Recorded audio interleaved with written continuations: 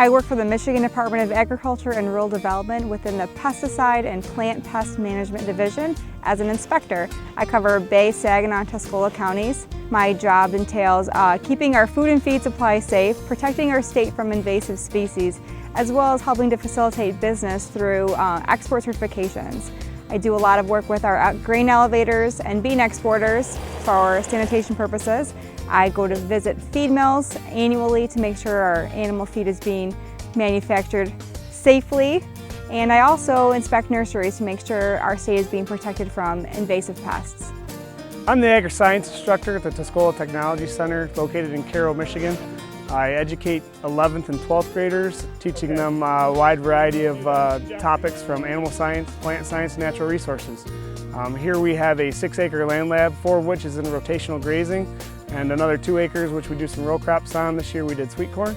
We have a barn that we also use for large livestock, and a greenhouse and a hoop house we do plant science in. I think the most important aspect of my job is showing students the opportunities there are in agriculture for careers, and it's interesting to see that we take a look at a snapshot of my classroom. I have mostly female students, and I think it's very interesting to see that a lot of the female students can already see in high school the opportunities that they could have or have a career track in mind and what they want to focus on. And so, as we look at the numbers, I have quite a few female students to male student ratio, and it's just interesting to me to see that they see the opportunities there and they're much more ready to latch onto those opportunities and pursue that career in agriculture.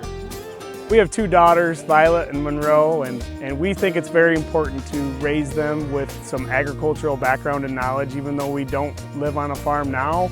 Our goal is to purchase a farm so they can have the same opportunities growing up that we had being involved in agriculture, whether it be raising livestock, raising some sort of vegetable or fruit crop, just so they can be engaged in agriculture, because we want them to have the same experiences that we had growing up. Right now we have 12 chickens at home that the girls help us take care of. We collect our eggs.